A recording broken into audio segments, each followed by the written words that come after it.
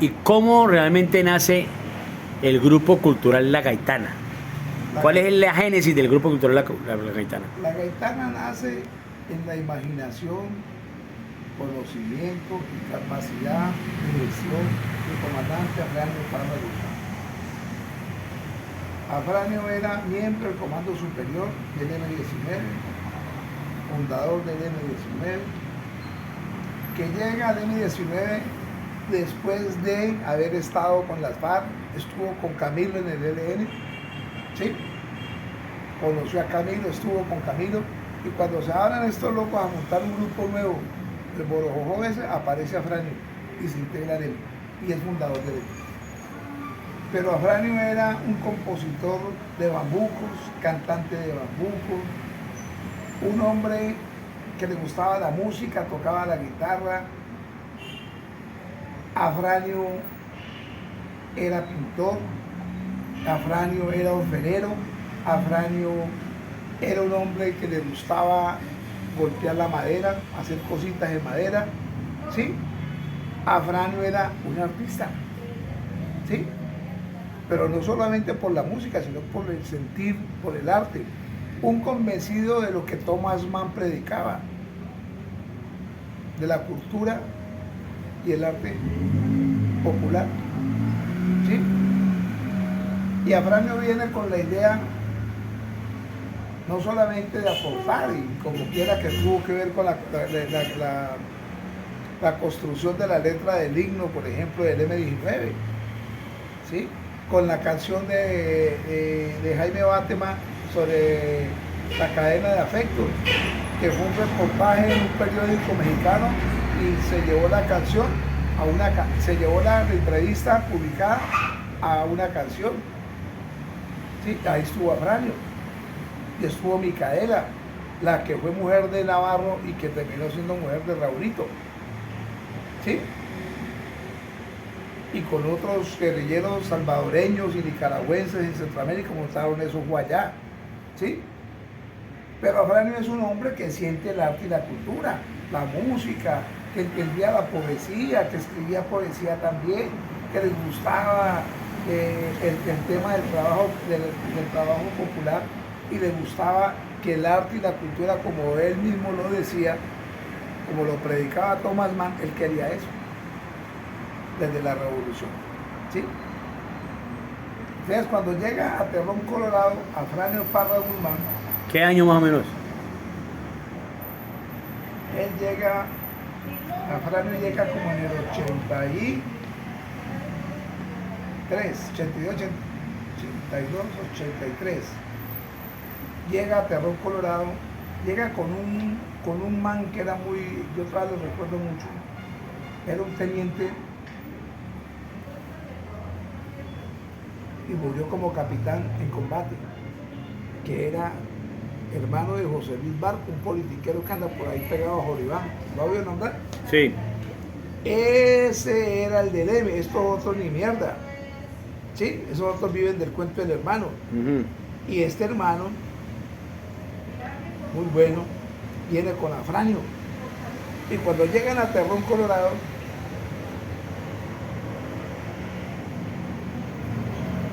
hay un muchacho que llama, que usted lo conoce, Damián Gamboa, sí, que ahora es abogado, que tiene una personalidad. Cuando Afranio llega y empieza a organizarse en Terrón, Damián empieza a Sardino a hacer escolta de Afranio con la mujer de él, Paula, ¿sí? Pero llegan y se contactan de entrada a Afranio con un periodista amigo nuestro, Manuel Barrantes, que ahora vive en Buenaventura. Entonces Manuel dice, o nos dice acá abajo, a Fabián Pérez y a mí, que encontró un tal Afranio Parra. Entonces Fabián, que la Biblia allí dice, no, Afranio Parra Guzmán fue gerente de las cárceles del pueblo del M, estuvo a mercado, y Afranio Parra, fue puta, un duro, y entonces empieza Fabián a contar quién es Afranio Parra. Y de man, ¿qué? No, que está en Terrón, que está mirando, ya han encontrado unos muchachos y tal, y entonces Afranio está organizando los primeros pasos en Terrón. Cuando un día dice Manuel que fuéramos a la casa de él y nosotros nos fuimos después de unos tragos y cuando llegamos allá, allá estaba Afranio Parra y estaba Barco, Mario, le decía Mario. El teniente Mario está allí con él y empezamos a hablar y dice Afranio, estoy pensando en cómo organizar y tal, ¿no? Un movimiento cultural, poder hacer trabajo en el barrio y esto, y esto, y esto, y esto. Y un día dice, voy a citar unas personas, y citó a Lupe,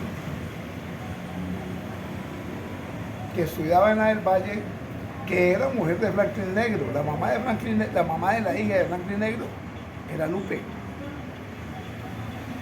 Llama a Julián Serna, que trabajaba allí en Terrón, Colorado, en la inspección de policía, como escribiente. Llama a esa reunión a otro Julián Malatesta. Es un personaje que tenemos que traerlo, revistarlo. Julián, el escritor, profesor de Univalle, ya para pensionarse en Univalle. Ahí sigue en Univalle en literatura. ¿Sí? Y Julián Malatesta llamado a eso. Y entonces dice Afranio que quiere invitar una mujer y llama a la mujer de Julián, a Fabiola Tello. Entonces allí, y el último invitado a esa boda es Sergio Ángel Castillo. Entonces nos reúne Afranio y él empieza a hablar de Thomas Mann y no sé qué y tal. Obviamente las miradas allí sobre el tema artístico y cultural son diferentes, ¿sí? Porque la Tello era poetisa, como Julián, ¿sí? Poetisa y poeta. Julián Serna, además de funcionario público, tenía un negocito que era la bodeguita del medio, en una esquina donde está el paso peatonal, donde termina el Club Noel, al otro lado, ahí donde está toda la esquina, ahí era la bodeguita. Pero el chicle de Julián Serna allí era que allí iba toda la zurda a tomar trago. Y la música era cubana y allí pues se oía toda la melodía cubana, la nueva trova cubana, ¿sí me entienden? Y entonces Julián, obviamente relacionado con toda la zurda allí, y Julián, o sea, tenía otra mirada del arte y la cultura. Lupe, estudiante universitaria, ella trae otra idea, o sea, las ideas no eran las mismas. Y entonces la pregunta de es, ¿qué podemos aportar cada uno de nosotros a esta propuesta? Después de explicar qué era Thomas Mann. Entonces lo primero que se ocurre decir, el mismo Afranio, es, me gustaría que empezáramos a organizarnos en talleres artísticos y culturales para niños. Trabajemos con los niños. Y claro, entonces los poetas, sí, que hagan poesía, no, pues que música, no, que pongamos, no, que salgamos a la calle, no, que hablemos con la comunidad, no, que traigámoslo. Entonces fuimos armando los primeros talleres de la gaitana. Cuando nos dimos cuenta... ¿Y por qué le ponen la gaitana? Porque es una propuesta de Afranio y es lo que quería simbolizar como ejemplo de lucha, de lo que significó la gaitana, ¿no es cierto?, dentro de lo que fue el proceso de confrontación con los españoles. Sí, acuérdate que la gaitana es un personaje de allá, de la tierra de él. Afranio era tolimense, Afranio era de Armero. ¿Sí? Sí, el Tolima grande porque lo de la gaitana es en Timanaba, Huila. Sí, entonces Afranio trae de allá, de su región, trae eso, esa dimensión gaitanista de la gaitana. Y claro, y dice él, un movimiento cultural. Y él dice, creamos un movimiento cultural, pero obviamente rebelde, alternativo, ¿sí?, de choque, de querer estar, ¿dónde? En el barrio, en la esquina, ¿sí?, como Thomas Mann. Esa es la inspiración de él. Entonces, claro, ya cuando siento un Afranio, pues usted tiene un cuadrito que le di, ¿no? Sí, sí, Original. claro, claro. Entonces, ya conociendo usted a Afranio, uno dice, ver, este man, pero él era el gran intelectual, pues nos íbamos a beber trago con él, Manuel, Fabián y yo, allá a la quinta, allá donde salían los tríos, los señores del Bambuco, todavía salen por ahí. Sí, todavía. Entonces llegaba él, entonces llegaba Fran y decía, préstame esta guitarra. Entonces, terminaban cantando con él y nosotros allí, ¿sí? Pero a Fran era un pobre desconocido ahí, uno más. O sea, no había riesgo. Y entonces terminaba Franio cantando, y cantando sus discos y cantando. Y la gente, ay, sí, este disco yo lo canto. ¿Cómo lo canta? A ver. Ay, ese Franio, ese disco es mío. ¿Sí? No, que anónimo. Ya. ¿Sí? ¿Sí me entiendes? Sí, sí, sí. Entonces, pasan cosas como esas. Pero la gaitana no era especializada nomás en teatro, ¿no? No. Esa es la imagen que han vendido. No. Lo que pasa es que te estoy diciendo el arranque, ¿no? Sí. Eso es por el arranque. Sí. Y empezamos a hablar de Cali en Terrón y nosotros encontramos un espacio abajo allá donde llamaba eso El Realengo. el Realengo ahí. Y en el Realengo montamos un espacio donde todos los sábados por la mañana nos reuníamos con niños. Y llegaban niños, llegaban los viejos y fue llegando gente viciosa y otra gente, uy, yo quiero, chévere. Y entonces empezaron a hacer, que a cantar los niños, que a hacer poesía, que a declamar, bobaditas, ¿sí? Pero con ellos ya venían los viejos. Cuando empezamos a ver eso tomó mucha fuerza. Entonces aparece la primera publicación de La Gaitana, la hace Julián. O sea, un periódico. Una revistica así, página de carta doblada. ¿Pero era la gaitana para el movimiento cultural, artístico cultural, o era una...? Cultural La Gaitana, con la figura acá arriba, La Gaitana, movimiento cultural. Sí, no más. Y aquí, entonces él empezó a hacer, a publicar trozos de poesía, de escritos de Juan Manuel Roca, de Benedetti. Y como era una vaina que nosotros la tomábamos clandestina, nosotros... entre Julián Serna y el otro Malatesta escribían, pero escribían con señales, ¿sí? Entonces decía, por ejemplo, un escrito, pasando aquella noche con la negra y el gordo, nos sentíamos los dos hermanos, los dos Julián, ¿no? El gordo Servio, la negra Lupe, ¿no? A orillas de un poema que era el de Ángel Atello, ¿sí? ¿Sí me entiendes? Sí. Y así. Entonces cuando, o sea, las primeras publicaciones de La Gaitana aquí que encontraron, yo no las tengo. Esas por ahí las volví a ver, pero hay que buscarlas. Esas publicaciones de La Gaitana eran un solle. A la gente le gustaba la publicación porque era muy bien diseñada. Yo no me acuerdo quién era el que hacía el diseño.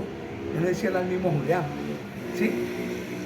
Pero quedaba muy bonita y eso gustaba y todo el mundo quería tenerlas. Pero eso no decía nada, en concreto nada. ¿Sí me entiendes? Ajá. Entonces un día salía Roca, algunos nombres, cuando pum, una carta de Afranio, no sé qué, ¿sí me entiendes? O sea, o sea, se notaba, pero no era. No daba pues para decir que era una publicación del M, ¿sí? Ajá. Porque no tenía distintivos del M, no, La Gaitana no tenía eso. Y empezó La Gaitana a caminar. Y empezó a caminar por la ciudad y todo el mundo hablaba en el barrio ahí en Terrón, entonces ya no era el taller de Realengo, sino más arriba, más acá. Sí, los tallercitos de fin de semana. ¿Cuánto más o menos duraron en eso en Terrón? Eso duró, yo diría que poco.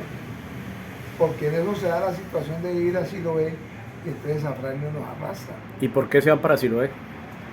Condiciones de seguridad, era mucho más seguro estar en Siloco que en Terrón, para Afranio. ¿Por qué más seguro? Porque las condiciones, ¿Topográficas? por un lado las topográficas, pero de seguridad, marcaban la carretera principal arriba, por donde iba a entrar el enemigo, y usted estaba acá abajo. Y entonces en el juego de guerra de guerrilla, pues usted tiene que estar arriba, el enemigo, no por debajo. ¿Sí me entienden? Ajá. Nosotros pensábamos en esta, se acabó. Y entonces Afranio dice que van, que Siloé, y nos venimos para Siloé. Claro, entonces ya Siloé arriba. Pero ¿cuál es la vinculación de Afranio con Siloé? O sea, ¿por qué en Siloé? Parece que Afranio era un hombre muy estratégico, ¿no? Sí. Él escuchó, habló con gente que conocía Siloé, gente de M, le dijeron que eran más mejores condiciones, y entonces él toma la decisión. Pero el M19 ya hace rato estaba en Siloé. No estaba cuando llegamos. Habían residuos del M, como quiera que mucha gente de Siloé ya era M. ¿Te acuerdas de que estaba Eliserio, estaba, pues digamos que Lucio, estaba Elmer Marín? O sea, gente que había estado en Siloé, pero atrás de la fuerza y no acá en la urbana. Eliserio no conoce Siloé, y es de Siloé. El que era comandante del Quintín, que muere, El negro. Perdomo, ¿sí? El negro Perdomo. Sí, él no conocía Siloé. Pero O sea, era de allá. Era de allá, ¿sí? Yo diría que el mismo Lucio, su fuente, ¿sí?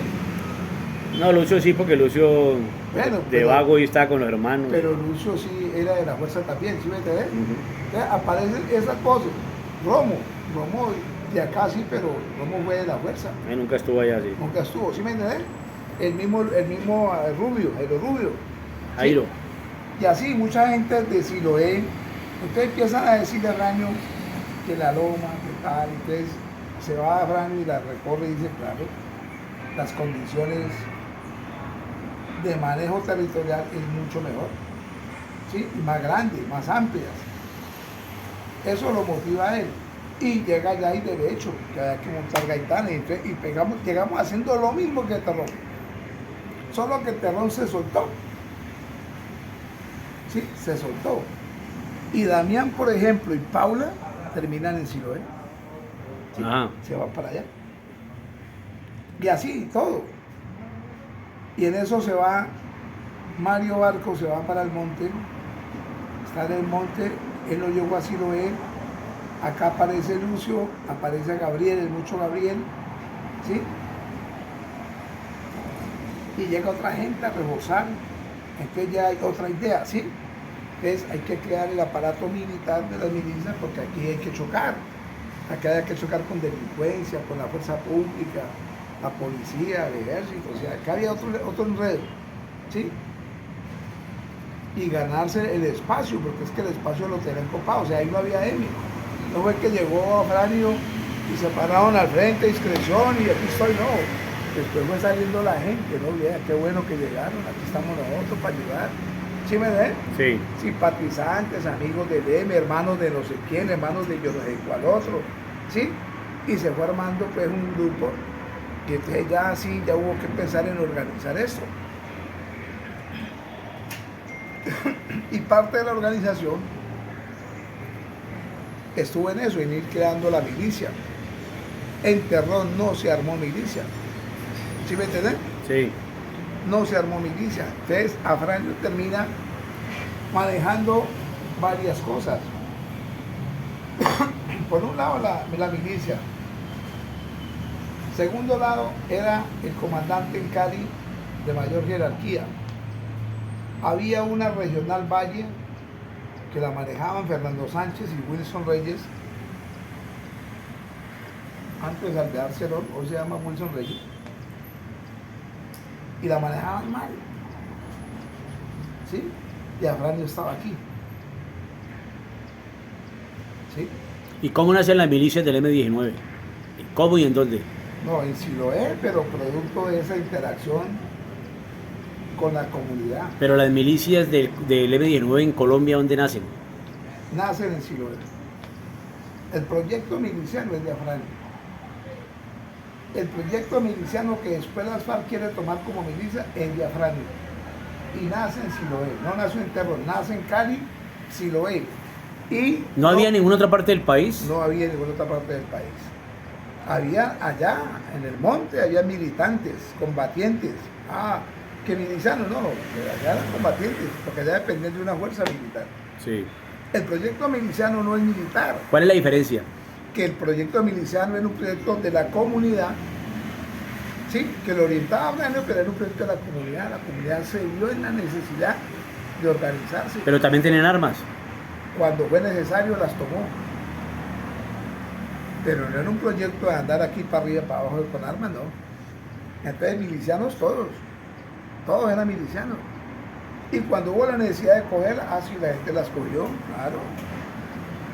Era un proyecto que, si se quiere, o sea, tenía ese compromiso militante, como se decía políticamente por parte de García Márquez, un compromiso militante como el compromiso militante de los cubanos cuando se crearon los CDR, Comités de Defensa de la Revolución, en las ciudades de La Habana, en las ciudades de Cuba. Bueno, Afranio, pero entonces, realmente entonces la gaitana termina en Siloé. No termina. No, termina pues llegando allá. Llega Siloé. O sea, llega después de Terrón, Colorado. Y empieza a crecer y empieza a llegar más gente, y nosotros nos vinimos para Hualanca también. Con la gaitana también. Con la gaitana. Pero ¿y por qué termina eso siendo ya prácticamente como patrimonio en la Universidad del Valle? Tampoco es cierto. Y termina la gaitana creciendo y moviéndose. Nuestra primera gira, me acuerdo, nos invita Héctor Fabio Useche, el papá de uno que fue gobernador Useche. Él era presidente del sindicato más fuerte que tenía Bugalagrande, de Centraginal, Sicoimpa, eso de la multinacional. Además él es leno, el viejo. Y entonces a él le gusta eso. Y un día nos invita, fue nuestra primera gira a Bugalagrande. Y nosotros dijimos, vamos, y lo vimos todo, el elenco de la gaitana, nos fuimos para Bugalagrande todo un día. ¿Qué era el elenco de la gaitana? Pues en cabeza de Lupe, que era nuestra coordinadora, que era de Univalle, ojo, ella era de Univalle. Entonces, Lupe, Julián, Ángela Tello, Servio, y nos vamos para allá a hacer unos talleres, lo mismo que hacíamos en el Realengo, en Siloé, en la Bolanca, lo fuimos a hacer a Bugalagrande un día. Y entonces nos pusieron en una cancha y pintura y poco de niños a hacer lo mismo. Y pusimos a los niños a cantar, a bailar, a dibujar palomas de paz, a decir bobadas. Entonces la gaitana en su primera gira, Bugalagrande. ¿Cómo la ves? Muy bien. Servio. Sí. Viene el efecto.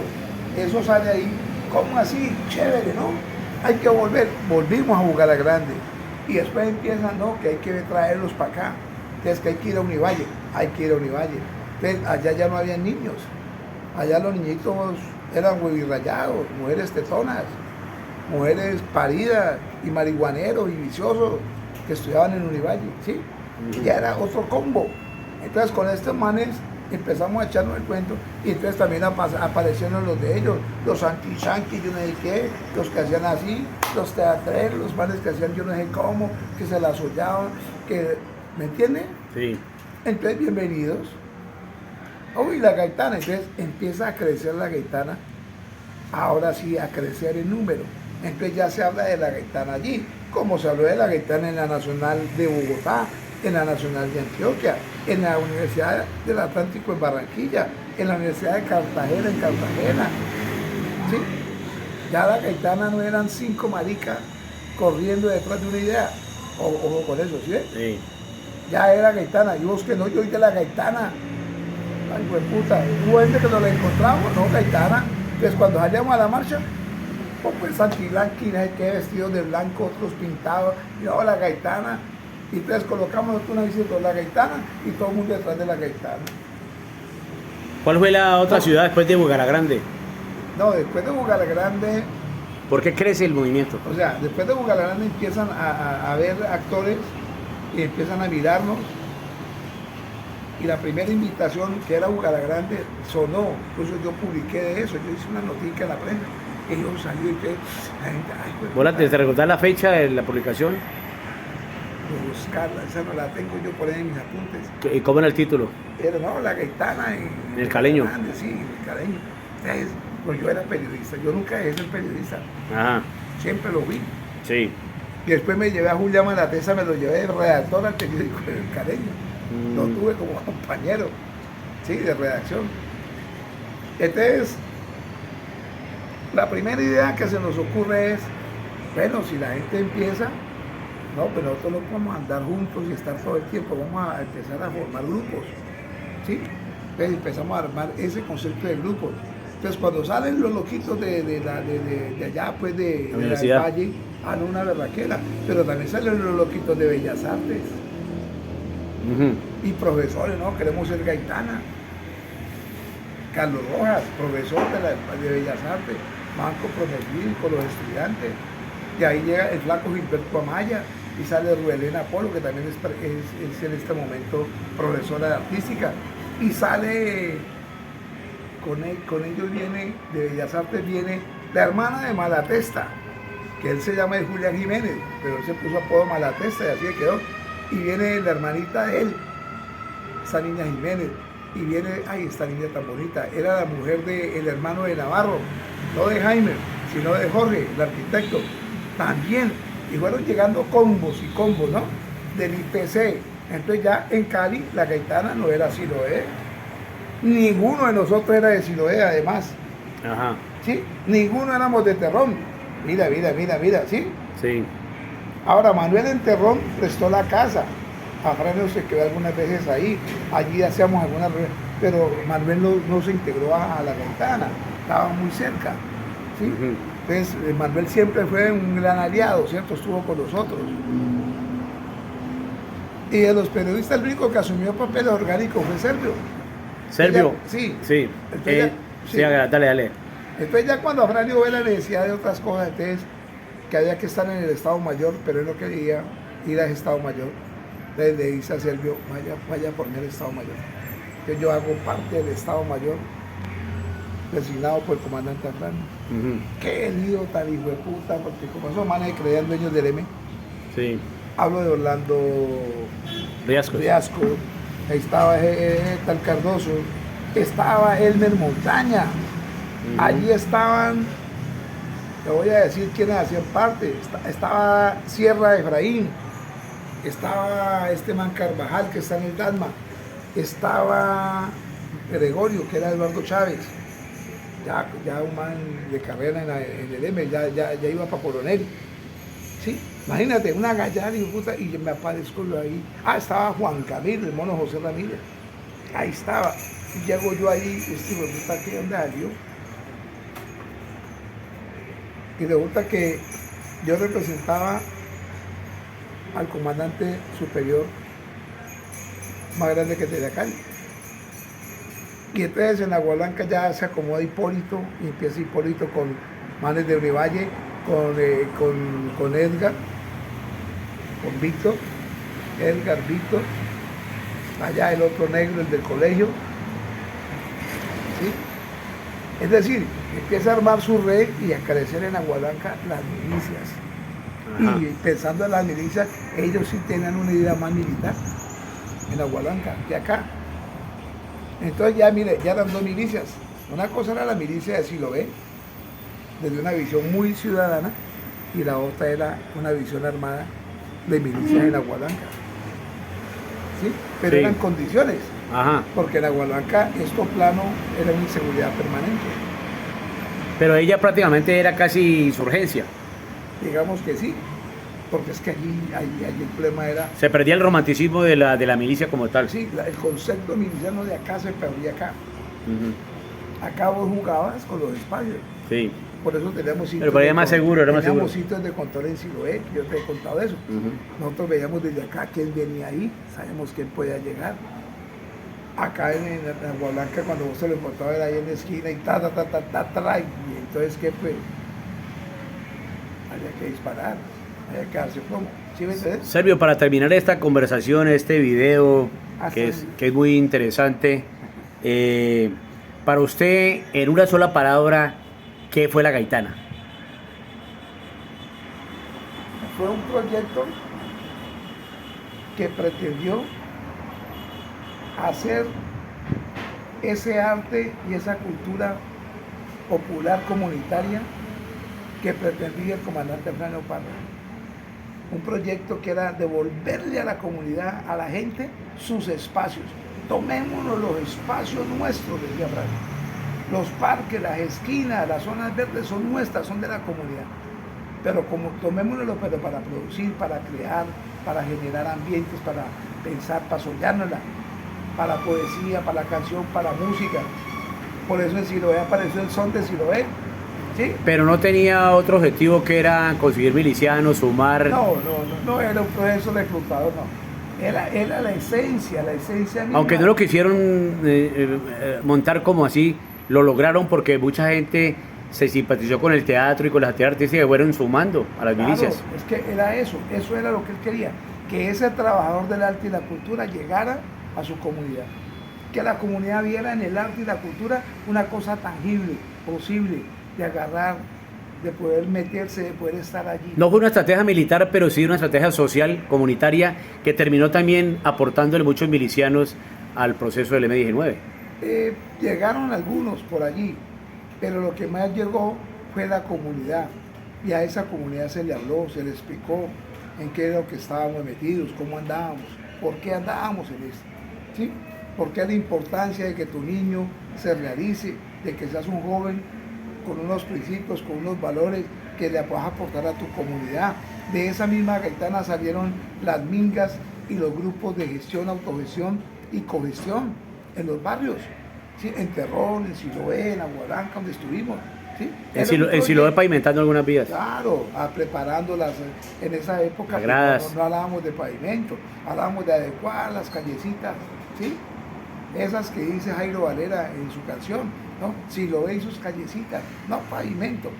El pavimento llegó a Terrón y llegó a Siloé después, pero la gente sí trabajaba, hacía minga para poder caminar, para poder subir y bajar, que era por donde se subía y se bajaban las lomas. ¿Sí? Bueno, ya para terminar este reportaje, ¿por qué motivo le ponen a Afranio Parra el fantasma de Siloé? El fantasma, pues, en términos de que su presencia era real, era afectiva. No lo veía, pero estaba. Y todo el mundo hablaba, comandante Afranio. Todavía usted va a Siloé, camine y hable con los veteranos, y todavía ellos, ellos hablan de comandante Afranio. Visita los sectores de Siloé hoy, todavía hay gente que habla de Afranio. ¿Y cuánto hace eso? ¿Sí? Todavía hay gente que está hablando de Afranio. ¿No tenía ninguna relación el apodo de fantasma con lo esotérico que era él, con toda esa cuestión del espiritualismo? Lo que pasa es que esa es la otra, el otro lado del fantasma. Eso por un lado porque era real, esa parte real de ese fantasma que vivía en la comunidad. Sí, todo el mundo tenía, alguien de los viejos tenía algo que ver con Afranio. ¿O vio las exposiciones de él? Sí, y los oyó, lo saludaban, le daban tinto, lo cuidaban. Afranio inclusive hasta los últimos días, cuando sale de Siloé, en ese famoso febrero del 85, los que lo cuidan en la comunidad. Herido, malherido, y lo cuidó la gente. Cuando fuimos por Afranio estaba malherido, pero cuidado por la gente. Y había el cerco envolvente de esa operación Navidad Limpia. El más grande operativo militar urbano de las fuerzas militares de Colombia en su historia todavía, ese. Y Afranio, un protegido, una persona conservada por la gente a pesar de sus heridas y con muchas dificultades porque estaba mal herido. Y fue la gente la que facilitó la sacada, que lo entubaran, que le cambiaran, que lo pusieran como viejita, que llegara la ambulancia con los médicos amigos que fueron por él. ¿Sí? Entonces, eso te dice de la efectiva relación de ese fantasma llamado Afranio. Que era esotérico, sí, era un hombre muy respetuoso de la naturaleza. Quienes estuvimos con él cerca en el monte, por ejemplo, vimos cuando cayó un día a toda la tropa para controlar una borrasquera, una lluvia intensa en pleno páramo, en plena laguna. y él se fue hasta la laguna y entró a la laguna a hablar con la laguna y a pedirle perdón, que le permitiera pasar, a pedirle permiso, que lo dejara pasar por allí para cruzar ese páramo por el que íbamos a hacer. No, era imposible cruzarlo en esas condiciones. Y todos nos sorprendimos cuando en medio de su dedicación y su consagración y hablando con la laguna, todo empezó a cambiar. Y él se paró y se alistó, se puso otra vez las botas, se secó y dijo, podemos pasar, y empezó a él a liderar el paso y todo se fue despejando. Entonces uno veía eso y entonces recordaba cuando Manuel Quintín Lame decía en sus declaraciones famosas, o en su libro, en su diario, que a él la naturaleza lo protegía, que él sobrevivió a las balas y a la presencia del enemigo en el terreno del combate, porque sus hojas, sus ramas lo cubrían, lo camuflaban, lo escondían, ¿cierto? Entonces uno entiende cuando uno lee estos viejos que tuvieron esa capacidad de entender y comprender la naturaleza, que dice uno, ojo allí, ojo que eso es válido. Y de eso da testimonio mucha gente, ¿no? Como no solamente el camuflaje, porque es que la gente cree que las ramas de los árboles es para camuflarse y esconderse. No, sí, también sirve, y sirvió, pero también sirvió muchas cosas. Y también descubrimos, por ejemplo, que eran medicinas, que eran alimentos las ramas, que esas hojas servían para otras cosas, no solamente para un camuflaje. Eso es unos elementos que él manejaba muy bien, ¿sí? Él siempre tuvo sed de estar en medio de la naturaleza y él se sentía muy cómodo jugando con la naturaleza, jugando no, sobreviviendo, ahí, no camuflando, sino interpretando todo, los oídos le sirvieron a él para oír, él oía el cantar de pájaros, ruiseñores, no sé qué, y él los explicaba. Era un admirador, por ejemplo, de la torcasita caleña, decía que ese era el animalito más popular, más cercano a los caleños, la torcaza, ¿cierto? Y si usted recuerda, el escudo de las milicias que él utilizó fue un gallito de pelea. Él era muy amigo de los gallos de pelea. Y el símbolo de las milicias de Afranio en el M era un gallito de pelea. ¿Sí? Era un gallito. Y él decía, es que los muchachos son así, como gallitos de pelea. Y hacía las poses, ¿no? Cuando el gallito sale y salta. ¿No? Eso lo significaba él. Gracias, Servio, por esa charla magistral sobre Afranio y sobre todo la gaitana, porque la gaitana es Afranio, el Afranio es la gaitana. Sí, así es. Y pues mucha gente recuerda a la gaitana, de pronto no recuerdan a Afranio, pero recuerdan que sí fue una propuesta cultural que tomó mucha fuerza, creció. Hoy no está Lupe, hoy no está Julia Serna, los que quedamos podemos seguir viendo cómo creció en los claustros universitarios, pero también caminó en las barriadas, en los sectores populares, entre algunos sindicalistas, como este señor Useche de Bugaragrande, cómo caminó en sectores que no esperábamos, ¿sí? Y la gaitana no era un aparato orgánico ni militar, sino una propuesta de esa política cultural, artística, comunitaria y social que pretendía Afranio desde aquella lectura de Thomas Mann, donde el pueblo se tenía que integrar a recuperar su cultura, su arte, y que el arte y la cultura, quienes estuvieran allí, tenían que entenderse e integrarse en territorio con su comunidad.